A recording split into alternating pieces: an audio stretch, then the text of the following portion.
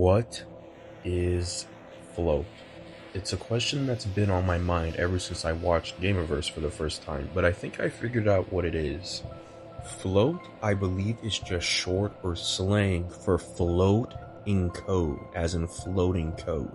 Code that is without form. Since the entire universe is essentially a game, or rather a universe with a whole bunch of game worlds in it, obviously these characters are going to be made out of code because they're game characters. And the same thing goes for the worlds too. Whenever we see someone die, like snappers for example, they revert back into this exact same state of code that we see the worlds do whenever the hero defeats the villain. The characters, along with the worlds they come from, are all made of float. Another way to think of float or code in the Gameoverse is it's like the energy and atoms in the Gameoverse. Everything is made out of float, which is floating code. It's this universal bond that both everything living and non-living is made out of, and it's also why it's so valuable. Compare a rock to a living person. They're both made out of the same things, atoms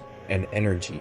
The difference being that the rock is not alive and the living person is alive. The living person has a mind. I believe this is the case with the game worlds and the game characters. The world itself usually isn't alive, whilst the game characters are alive.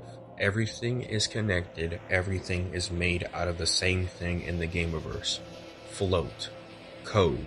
Floating code. When you take this floating code and you give it form, you give it a purpose, you get the game worlds and the characters. And I think this is why whenever the hero defeats the villain of their world, the world essentially immediately explodes and reverts back to float. Now that the mission has been completed, there's no reason for the world to exist anymore. It doesn't have a purpose due to being bound by the rules of the Gameoverse, so now that there's no purpose, it reverts back to float. As for why characters turn into float when they die, assuming they do revert back to float when they die, since they're dead, they can't do anything. By the rules of the Gameoverse, they serve no purpose anymore, and therefore can revert back to float.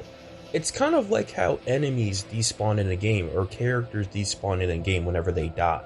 They don't really have a purpose anymore, so they just go. But in this case, they revert back to float. It's too early in the series for us to know what happens to a game world after it reverts back to float and the float is left undisturbed. There's many different possibilities, like who knows, maybe the float will naturally turn into a new game world. And to add on top of that, if the float naturally becomes a new game world, you could possibly say that whenever a person dies in the Gameoverse and reverts back to float, they could eventually reincarnate into a new character. But I think it's safe to assume that unless someone interferes and uses the float to create a new world, new characters, new things, or to even bring back lost game worlds and characters, or rewrite the rules of the Gameoverse, which we know is possible due to what Warwick said in the pilot. The rules of the Gameoverse are cruel and unfair. With the float we absorb from planets like yours, we can change those rules. Bring back all that we've lost. And is the main motivation for why the Syntax go around harvesting float. And without outside manipulation, the float just floats there, formless, drifting without purpose and waiting to be given one. Code, raw and unfiltered.